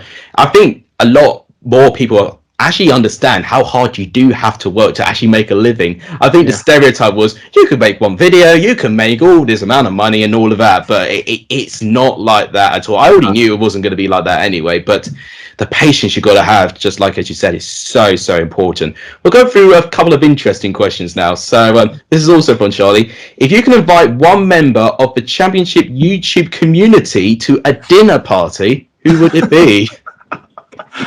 Oh, that's a tough one. Do you know what? That's tricky. I've got 3 in mind, which would be yourself, Benjamin Bloom, and BENHD. Hopefully getting BENHD on the channel soon, which would be great. I don't know him too well personally, so I might not be able to pick him. But I'm sure he's a very nice guy. Like I say, I watch him myself. Benjamin Bloom's a good character, isn't he? And you're very nice as well. I'll bring 2 guests. I'll take you and Benjamin Bloom. Stop! I didn't expect that. Gosh, we are spoiled for choice. We actually got some brilliant characters. You know, I've not even talked about people on second tier podcast as well. Justin. That as well. Yeah, that as well. Yeah. There is a lot of content creators. There's Blackburn Overseas. There's a lot of people that make content. Just go with ones I know. Yeah. And so many. yeah, there is a lot. I'm not trying to disrespect anyone. No, it is. But yeah, no, we probably even miss people out. And I apologize if we have missed anyone out. But gosh, if I do invite one person, it's tricky. I mean, probably right now it would actually have to be you, and that's not even just me saying for the fact that you're on my video or whatever. You know, it's just genuinely for the help that you put in this channel, really. God, Benjamin Bloom would be a lot of fun. I would agree. He's you know, but yeah, he's a rocker. You know, musicians. You know, we're both musicians. We'd have a good conversation with that. Ben, HD, you know, we're at a similar age. I'm on his Patreon, so I do know quite a fair bit about him. He's a good guy, Ben. He's a good guy. Yeah, he's a really decent guy, and I don't think he even knows it as well. Yeah, he's absolutely terrific. But yeah, I think I probably would have to say you as well if I were to be put on the spot. But we are very spoiled for choice. Another question: what is your fondest memory of Coventry? Good question. I mean, we've had a couple of trips to Wembley in the last few years. Obviously, we've been promoted up a couple of divisions as well. But it'll have to be the away day at Sunderland. It's literally the best away day I've ever been to. Sunderland 4, Coventry 5. And unbelievable. We'd literally just come up from League 2 back to League 1. They'd just come down from the Championship to League 1. So going away to Sunderland was a Sunderland win, foregone conclusion. And we went there and 5-4. I've never seen a game like it. It's the most goals I think I've ever seen at a game. And that was, you know, under Mark Robbins, and we've had so many good memories under him. I'm spoilt for choice to pick, but away to Sunderland, a mammoth journey. We took 3,500 fans all the way up there. You sat in the gods, you know, it's really far up, and to win 5-4, it was brilliant. Sometimes it's, you know, the sweeter the victory, the longer you travel as well. And obviously you made the 3-hour journey worthwhile as well. It's an unbelievable season. Sunderland had Jack Ross in charge, which I think a lot of people thought they would just go straight back up. They made it to the final, of course, and they were denied by Patrick Bauer, winner for Charlton, weren't they? That's right, yeah. We featured in their Sunderland Till I Die documentary about 5-4 games. So I was like, yeah, we made it. Coventry fans had something to cheer about. Yeah, God, you on the good side of it as well. Brilliant. Yeah, so this is the final one for Charlie. He's asked a lot of questions, and thank you, Charlie, for this. You could only have one guest to appear on your videos for the rest of the season. Who would it be? And he's even made a prediction who you're going to pick as well. So I'm going to not say it out of my guests. Yeah, out of all of your guests. That's tricky. I do love all of them. They're all brilliant. That's why I get them all on. Do you know what? I might choose Cookie. He's funny. He makes me laugh. I think I love George and Harry, and Sophie's brilliant. Michael, Leon, Jamie. I'll mention all of them, but Cookie's got to be the funniest. Who did he predict? Well, of course he said Cookie, didn't he? No, you can tell he's watched his stuff as well. Yeah. No, I completely agree. Yeah, he's a completely funny guy. Right, we've got some more questions from Lequan. So he's a Nottingham Forest fan, but he would like to know: do you prefer Forest or Derby? Oh, don't do that to me! Don't do that to me! Oh, because I'm going to do this as well. I watched the East Midlands Derby yesterday, and I had plenty of viewers from both tune in. I've got to pick one, haven't I? I can't be boring and not pick one. Very topical, isn't it? Yeah, I love both of them. I think they're both fantastic clubs. I'd love to see them both get to the Premier League, actually. They've both got really good history. I've covered a bit more of Derby County on my channel because they've obviously had a lot going on this season. So I think I've got more Derby fans. They're all very respectful. The Forest fans are brilliant as well. Might just lean towards Derby because I'm so desperate for them to stay up this season. I think it'd be such a great story. Yeah, it is so difficult, you know. Because there goes all my Forest subscribers. No, I'll get the same treatment in a minute. This is from a Forest fan here, especially if I choose Derby as well. But the thing is, I don't even know what can I edge them with. They've both been managed under incredible people, under Brian Clough, of course. They've both been winning European trophies, both incredible Premier League experience as well. Derby, of course, being a founder club, of course. You know what? Do you know why I might edge Derby? For the fact that Frank Lampard actually was in charge of him. Yeah, they had Mason Mount, didn't they? Mason Mount, that team was honestly one of the most entertaining teams we've seen. We've seen some entertaining teams in the Championship before. And that Derby team, for the mix of, you know, youth, you had your Harry Wilson and Mason Mount, but the experience they had as well, like Richard Keogh, you know, the brick wall there at the back. I just think that squad was really on the cusp of something. Obviously, they just missed out in the end. And of course, I'm never going to forget that 4-2 win over Leeds. I was about to say, that might be my favourite championship game of the last 5 years or so. That was Leeds 2, Derby 4, 4-3 on aggregate. That was unbelievable, that game. I remember that I couldn't watch it. I was actually at a party when that game was on, and I just saw. I remember the notification popped up on my phone, and I think it was Leeds that took the lead. I was like, "Oh, right, here we go. I can just turn my phone off." Then woke up feeling hungover, and then I see Frank Lampard literally in a huddle on the floor. I'm like, "What?" So it was such an incredible game, and I think, just for the fact that I've been watching both of them, and it's no disrespect to Forest because I do like them as well. I probably would have to slightly edge Derby as well, but I respect them both, and I would agree. I both want to see them in the Premier League as well. We've got a couple of player comparisons as well, so that's what Lequan likes this one. Messi or Ronaldo? I've always been a Messi fan. I think he's more naturally gifted. I think this is what everyone says, isn't it? Ronaldo's had to work to be where he is. He is a machine, isn't he? He's a goal scorer. Yeah. But Messi, I think a lot of people will say as well, he can do things that Ronaldo can't. He's just sensational. I mean, if he wants to score a screamer, he can do that as well as Ronaldo. Yeah. But I think he's more of a team player. Ronaldo plays for himself. I don't like players that, when a chance goes begging, they're like, ooh, and they moan. I've always thought Ronaldo, brilliant work ethic, bit of an attitude though. Messi, for me, he's the best of our generation. Yeah, I've always been Messi too. With just the ability and that's really what it is, really. Of course, if you want to visualize a footballer, you probably would think of someone like Ronaldo, how he trains, how he prepares. It's unbelievable. His standards, I think, don't even come anywhere close to any football player that I ever know. But could you just imagine Messi having Ronaldo's standards in terms of his training? We'll be looking at a completely unstoppable player, because I think the only thing that Messi kind of gets let down a little bit is just he's not the tallest, and he can be muscled off the ball, but in terms of his technical ability and the types of goals and the amount of goals too, I've always been a Messi fan, really. I just remember 5 years old, I would see Messi take a couple of people on. I remember the early World Cup years that he'll be just literally running circles around people as well. Yeah, he is definitely one of my favourite players. I wish we could have seen him in the Premier League. I mean, to be honest, he's always done well against a lot of the Premier League teams in Europe, so you can give him that. But it just have been great to see him come over here. But oh well. No, I always bragged that he struggled against Chelsea, but then unfortunately, in our last game we played against Barcelona, we conceded 3 goals in 2 games by Lionel Messi, and I think it was 28, 29 at that time as well. Just unbelievable that he's had that goal drought for so long and he's able to bang these goals in. So I'm always going to have respect for that. Another comparison, Mbappe or Haaland? Ooh. This isn't as straightforward for me. I like both of these two. Not that I don't like Ronaldo. I do like Ronaldo, but out of Mbappe or Haaland, I might go Haaland. I like Haaland. I just like him as a character as well. That's nothing against Mbappe. I just think Haaland's he's so powerful, isn't he? Haaland's just Mbappe's rapid, obviously, but Haaland's pretty quick and strong, and I like that. I like how he could barge the defenders about. Haaland just scores all kinds of goals, and I'll go for Haaland there. I don't know about you. Who do you say? I'm just struggling, really, to be honest, because it's almost like we are seeing another version of Messi versus Ronaldo. Probably be a bit ridiculous for me to say that, because obviously they're both really young, early 20s, of course.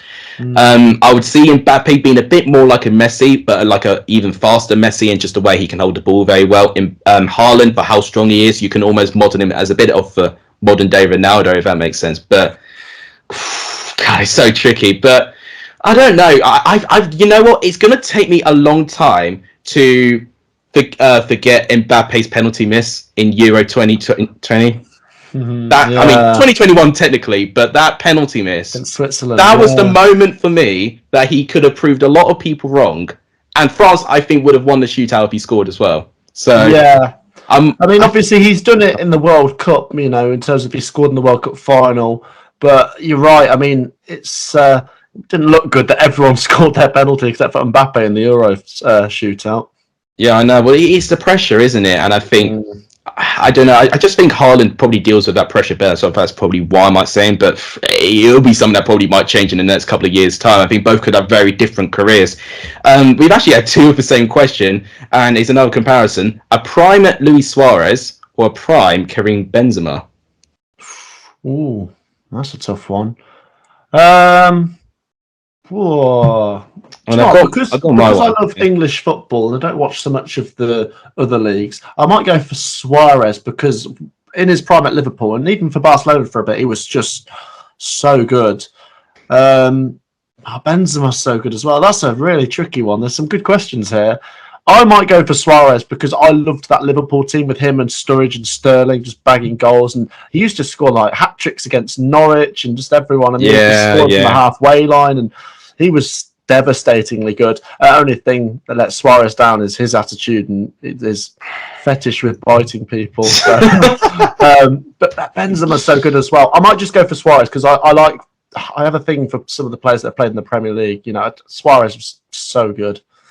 Yeah, I would say Benzema, I think at the start probably would have been, you know, up there. But I think Suarez has taken a little bit more time. He started off with Ajax, but I think as soon as he got Liverpool, he was literally on another level. He was, for me, I think him and potentially even Sterling, the emergence of him, were the reason why Liverpool, at one stage, with a squad which on paper, you know, you wouldn't think of it being a Premier League winning squad, but he almost carried that team and almost ended like a trophy drought. You know, they were closing into a 15-year trophy drought in terms of the Premier League, and he nearly dragged them out of that. And that takes a lot. It really, really does take a lot.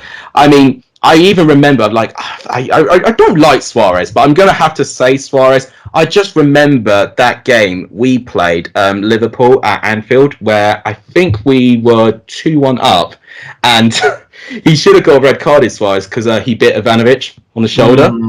And just that sort of tenacity to get into people's heads and to get away with these things like that, it rattles people. And that Chelsea team at that time, whilst it wasn't as strong as it was, defensively, you know, it's almost impenetrable. But that sort of, you know, actions, whilst it might not be, you know, morally right, you know, it would actually probably put them over the edge. So yeah, it's funny. You get a couple of South American players like that. You go back to Maradona, obviously, with the famous handball and everything. And he's trying to defend it wasn't cheating or anything like that. He's trying to say it is what it is. But I think they do bend the rules a bit, some of these South American players. But like you say, you know, it frustrates them and it gets at the other teams. And yeah, although Suarez shouldn't be biting people, it can, it kind of undid Chelsea a bit in that game, didn't it? Well, what I will say, that's actually not one of my most memorable moments with Suarez. Do you remember 2010 World Cup? Handball against Ghana. Yeah, I remember that. So that was even 2010. And he cheered when they missed as well. Yeah, that was so shocking, wasn't it? But not even with that as well. Just for the fact that Ghana were the last African team left, it was a rare tournament for Africa to actually get some representation there. I think it was Gian who played for Sunderland at the time. He hit the bar and he actually scored his penalty. But obviously, him getting sent off, you know, denying a late winner for Ghana there, and then missing, you know, they missed their shootout and Uruguay got through there. Just those antics, you know, I think just gives him the edge. Whilst morally, to repeat, it's not right. I think that's probably why he offers just a little bit more than Benzema. Whilst I do have respect for Benzema as well, I hate to admit it, but I think it would have to be Suarez if I were to pick as well. Another peculiar question from Charlie: does pineapple belong on pizza? Yes. I eat Hawaiian a lot, actually. It's one of my favourite pizzas. It is a controversial talking point, but no, I love ham and pineapple on a pizza, so that's an easy one for me. Yeah, I don't have Hawaiian that much, but I don't necessarily mind it. You know, there's a lot of these people that just cannot stand or cannot see the point of it. I'm just more or less, you know, why don't you just try these certain things? I mean, whilst it's probably not one of my favorites, you know, I still have a good amount of respect for people who can pick whether pineapple is on pizza or not. I just respect their opinion, you know, so I don't really comment on those things because you say one opinion and then people are on you like a ton of bricks. That's why I'm just not talking too much about it. But I think in terms of questions, in fact, there's one question I do want to say from Owen, who's a frequent viewer. If Coventry get promoted, and I'm not saying this season, but let's say next season they have an unbelievable promotion campaign and they do get promoted to the Premier League, will you still do Championship content on your channel? Yeah, do you know what? That's a good question, because I remember last season I wasn't sure if we were going to go down to League One because we were quite close. And I remember true. people asked the question then. They were like, "Oh, you're going to keep doing Championship content?" I think I will. I think I'm quite flexible on the channel. Although Championship is the focus, I still cover Premier League, League One, and a bit of National League, League Two. Yeah. Although it is predominantly Championship, I'd find a way of making it work. So if Coventry were to go up or go down, just being a different league to the Championship, I would keep the Championship going, because I know a lot of my viewers are from the Championship. I feel like I've been neglecting them if I was just focusing on the Premier League all of a sudden. So I'll always try and keep Coventry, the Championship, and football in a wide range the focus on the channel.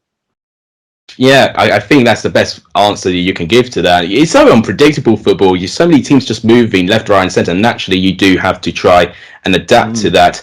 I only got 2 more questions, so I'm actually going to go to the only YouTube question we had, which was from Ivan, and he has asked, "What was the first EFL season you've ever followed?" So I guess the first season you've watched from beginning to end. Yeah, it's a good question. That I remember obviously following Coventry from about 2005-06. That's when I started going to games. Yeah. I remember watching a lot of 2010-11. I think QPR were a good team that season. I remember Adel Taarabt was a very good player, and I particularly remember 2011-12 very well. You can't forget that, yeah. And, Southampton and Reading went up. That was a pretty crazy season. Yeah. And obviously, in the Premier League, you have Man City winning the league in 2011-12. I think 2010-11, though, must have been the first time I remember like most results. But I had been going to games for a few years before then. But I suppose it's probably when you turn 10, 11, 12 that you really start to follow every other team in that division. Yeah, I think literally I was the same thing. I said that I wasn't really following Chelsea, even the Premier League, until I really turned 10. I think that was literally the age where I thought, okay, I'm actually intrigued. I'm interested about how everyone is doing.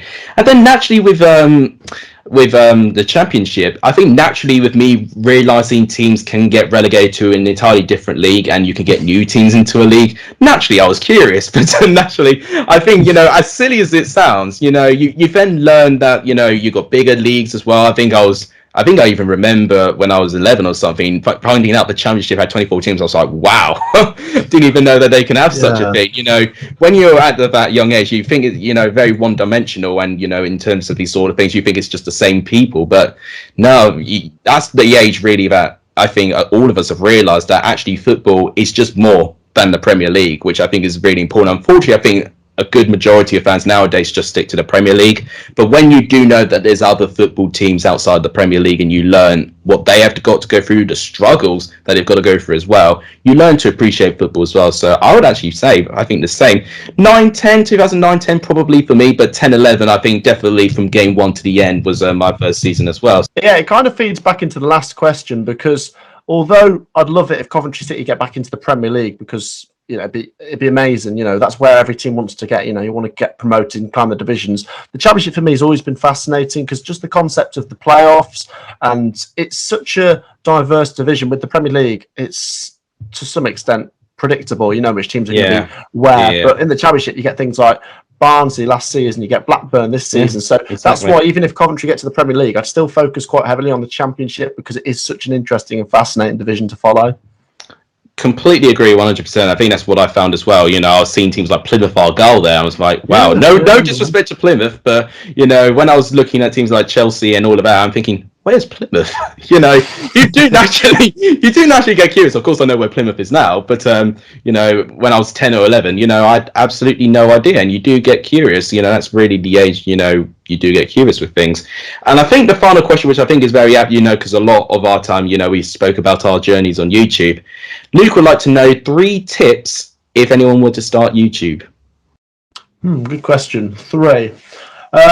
So first one is sort of how you get your first subscribers in. I don't know about you, but this is for my journey anyway. When you start a YouTube channel, it's very hard to get your first 10 and 100 subscribers. So do it with your families and friends to just subscribe to it first. Otherwise, it's really hard to get people to be in the first 10 subscribers without that. You need your sort of your base. It's like building a house. So you need your base. I got all my family and my friends to subscribe. That got me to a certain extent. And then you start putting out the content. The next tip for me would be to be consistent to an extent that you can be. Obviously, we've got work commitments. We can't always be consistent.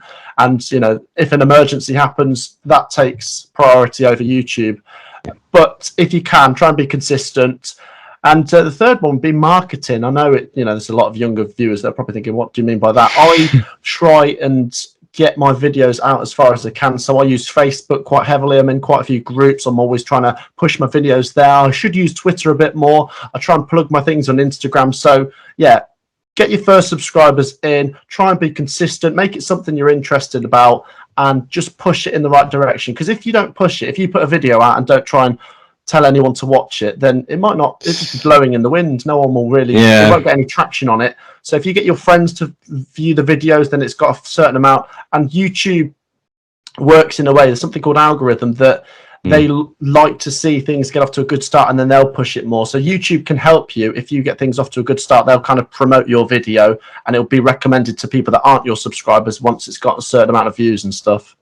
Yeah, most definitely. I mean, my tips would be pretty similar as well. If I were to, well, I wouldn't be not necessarily the right person to give the tips. I think that those are the three best tips you can really get. I'll just comment on it. Yeah, absolutely. If you get everyone to subscribe, it will actually just kickstart everything, and then YouTube will just, naturally take you on a really good ride and get you through that. The problem that I had, looking back now, I was so secretive starting it because, in a way, and even still to this day, still figuring out, what is actually going to be my future, because I'm still doing university, still working, and still doing this as well. But now I've just come to the conclusion now, it's taken me quite long for me to find this conclusion, that I'm just doing this as a hobby. Whatever happens with this. But if you were to start, definitely I would agree with the marketing. Share it with people, share it with your family. My family did not know until I was doing YouTube for about 1.5 years. They eventually found out, which they didn't actually find my content. They just found me editing. So they were just naturally curious what I was doing. So do tell everyone as well. If you feel so confident doing it, don't be scared and ashamed to do it. I was naturally almost ashamed to do it because, you have these conversations before, and I think especially with the older generation, no disrespect to them, but they look at YouTube as seen as people that they do try and find an easy way in to be famous. I never, and you would say this as well, we don't intend to get famous from this at all. We just want to use this as a hobby. Exactly. So literally share it around, just spread the news, really, because it would then especially spread like wildfire, but in a good wildfire, because it would eventually then start blowing up. And the algorithm will be on your side once that happens as well. Consistency is important, but what I think the one major priority, I would say, the priority is another thing as well, and that'll be my tip. Make sure you've got your priorities set, because you mentioned about if an accident or some emergency happens, you've got to make sure that you have your priorities set. Yeah. And it's something that I've got this year as well. I've got my final year, a dissertation. There's so many things that could be heavily more important than my YouTube. But I know deep down is that if I can give people good warning and I can naturally prepare some stuff, to potentially, get the content down a little bit, you just got to make sure you prioritize as well, because if you stick with one thing and it doesn't go well, you need a backup as well. So have backup and prioritize as well, but also consistency. So those three things will be my tips. There's a couple of tips. Yeah, that's 3. It's a good question to ask for 3. There could be more. I think, like you said, with prioritizing, maybe build a schedule, a way of doing it, and don't burn yourself out. There was a point where I really wanted to get to 1,000 subscribers or 5,000 subscribers. I'm like, I'll just upload more and more. You burn yourself out. You've got to just keep it steady. And sometimes less is more. I do upload a lot, but if I was to upload 3 times a day, that can hurt the algorithm. So you've got to try and be steady, realistic with your ambitions. And like you said about what was it you said about being secretive at the start? Now, I can understand that, because a lot of people may be a bit wary of what people might think of them. And I was really, like I say, nervous when I set up my channel, because I remember saying it to all my friends. Most of them were supportive. I had 1 or 2 laugh at me. And it's funny, actually, because the position I'm in now, 1 or 2 of them want to be guests on the channel. It's kind of, it's reversed now. They see, because that's what it is. I mean, when you start it, people will see it. And when you're not earning loads of money, when you're quite small time, people might think, that's not doing very well. But then if you're consistent and it grows, then people will change their opinions, and people might be like, oh, hang on, he's actually doing really well now. So yeah, you just got to ignore the hate and people joking. But if they are truly your friends, they should support it. No, it's funny because I was literally exactly the same as well. I remembered that my friends, like right at the start, used to troll and just disliked my videos just for fun. But then actually, as soon as I think it was like, because one of my other mates had a Minecraft channel, which he's just neglected for so many years now. It had about 700 odd. As soon as I overtook it, I was like, oh, you're serious about this, huh? Because I was like, yeah. So there you go. And then all of a sudden now they're thinking, oh, wow, well done. So it can take you time to win people over. And, you know, naturally that will tell you in terms of using subscribers as well. But just making sure that you have confidence in yourself as well. In fact, if anyway, you've got to have a thick skin as well, because we didn't even talk about hate comments. You know, Matt briefly talked around it. We've been lucky enough we've not really had too much of that, but it's we can safely say I think both of us have experienced it, you know, either once or twice. So have thick skin, but obviously I think just my most important one really is prioritizing, because if you can't prioritize, then it all becomes messy, your life becomes messy, and then you just really doubt, you know, how could you see yourself moving forward? And you know, you'll just be lost, and you actually naturally feel burnt out if you do too much of one thing. I got burnt out in the first year of YouTube, really trying to get to 500. But yeah, absolutely agree, less is more, and I have actually uploaded way more or less since then, so it does work, guys. So obviously just don't pump too much, you know, do look after yourself as well doing it too, because it's actually, you know, you're just sitting down with a camera. It's not like any physical activity which you could get hurt with, but actually it's actually a little bit more brutal than what you might think. So just be very, very careful with that is what I would say. But definitely, you know, anyone can make a channel. Just, you know, don't feel afraid to do it. You know, if we can do it, you guys can do it as well. So I think that's the best thing we could say. Right, I think that's the best way to end. So Matt, plug your channel out very, very quickly. Yeah, anyone that's not seen my channel before, please do check it out. It's Matt Space SB. Feel free to follow the socials as well. It's Matt SB there. And like I say, I'm always happy to come back, Alex. I love supporting your channel. I'm sure you'll get to 1,000 subs soon. So if you've not already, like and subscribe to this guy. Thank you, man. But yeah, check out Matt SB. If you've not subscribed, please do subscribe. His channel will be the top link in the description down below. I'll also pin a comment as well. He'll be doing some good stuff in the championship. We'll be doing stuff as well. We've still got half of a season left to go. The content's not going to stop there, and I can assure you guys, you will be thoroughly entertained. Well, I hope so, at least. Right, well, that will have to wrap it up. Thank you guys so much for watching. As Matt said, please do give the channel a like if you've not done so. Please hit the red subscribe button if you've not done so, and please share this channel as well. You doing that is what makes all of this possible. But that wrap it up. Thank you guys so much for watching. As I would say, you guys are legendary for studying this video, and as always, I'll see you guys very, very soon.